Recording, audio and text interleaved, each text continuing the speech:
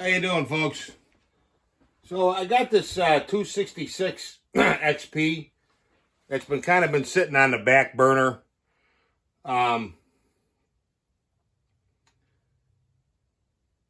had it running, but I noticed an air leak, or what I thought was an air leak.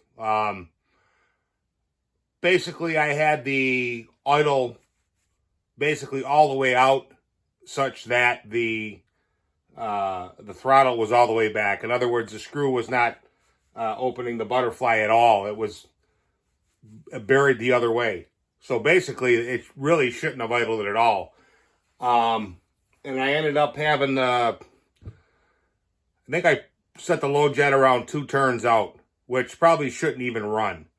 I think the culprit is one of 2 things. It could be an air leak, or on the crank side, but I don't think it is. I mean, I could be wrong.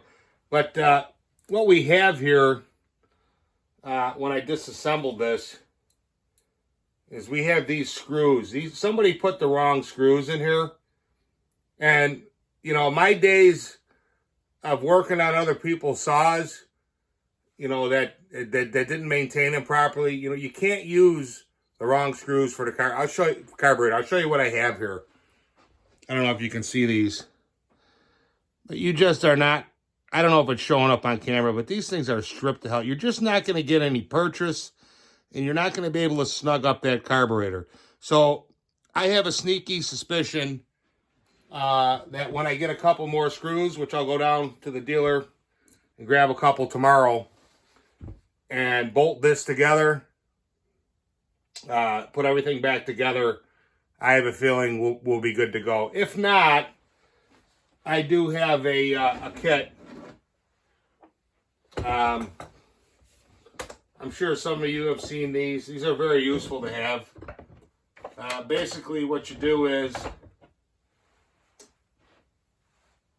and on this saw, you have to come through the spark plug. What you have to do is you have to look and pull the piston so that the transfers are exposed. You get it's like a rubber inner tube, and you have to fashion something to clamp that tube on. And conversely, on the back here, you have to bolt. Excuse me, not clamp it on, but bolt it on. And conversely, on the back, you have to bolt it on. You can use a rubber inner tube, I mean, in a pinch, but they give you a few pieces that you can use. You cut them out, drill a hole, and this will seal the intake, and it will seal the exhaust. Now on the steels, because they actually have an impulse line. These actually work off the vacuum. When the piston comes up, there's a little port here that goes into the cylinder, and that sucks your fuel in. On the steels, you don't have to go through the spark plug.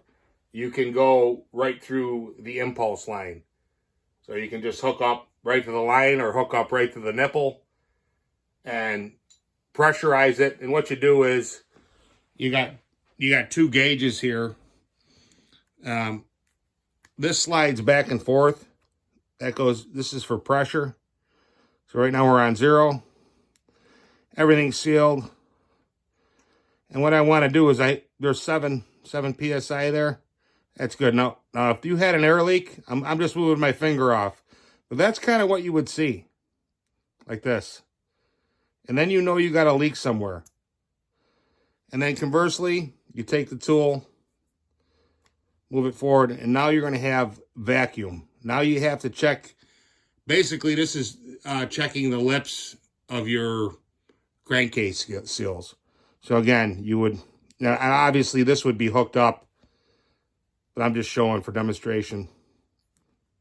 And you get some suck. So you get about 15. And if this was incorrect, I don't know if I'll be able to do this with my finger. It might all come out at once. Oh, yeah, see. But you would just slowly lose. That needle would just slowly come up. It's got a hold for a certain period of time. And also, it's not a bad idea to rotate your crank. Okay? I do it with the pull starter on like that, pressurize it, and if it's good, it's good. If not, then I'll strip it down, take that off. Because sometimes you'll find that, even though, oh, we got to move this back.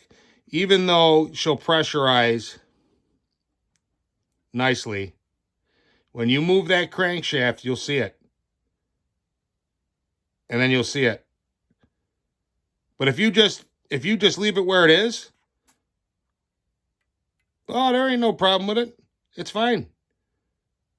You rotate the crankshaft. So that's another thing. If I have to, if after I buy these screws, and by the way, this tool is nice to have. I mean, you're not limited to just the saw. I mean, you got a lot of uses for it. But so I'll get the screws tomorrow, and we'll bolt the carburetor back up and fire it up, and it shouldn't start. If I got the screw backed out and I got the carb turned to, it shouldn't start. It might give you a puff and flood it right out. If it does that, I know I'm good. If it doesn't, okay, then I got a leak somewhere. But these Husqvarnas, compared to the Steels, these 200 series Husqvarnas compared to the Steels, I mean, to be honest with you, I've only been working on these for a short while, and to be honest with you, if the weather was nice and you have a piece of wood and some tools, you could strip one of these down on the back of a tailgate and rebuild the whole saw, pretty much, and put it back together, and you're back to work. Whereas the Steels, there's a little more involved with them. A little bit different design. They use intake boots, like the newer Husqvarnas have intake boots, but this is the old 200 series. But very easy to work on, very easy to get power out of, but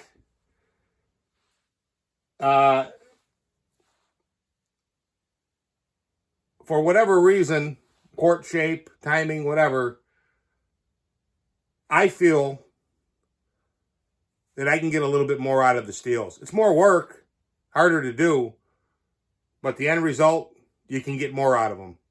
And they seem to be, well, I can only speak to Steel. You get good longevity. These may last just as long, too. I like I said, I've been just monkeying around with these for a couple months, which brings me up to another point. Guys, you guys are fixing these, whatever. Anybody can do what they want, but if you're going to be a saw mechanic, you should be able to work on anything. I mean, I see guys out there, for whatever reason, they're only working on one brand of saw, whether it's a clone saw, whether it's just Husqvarna, it's just Steel, it's just Echo. Guys, if you want to learn this, play with them all.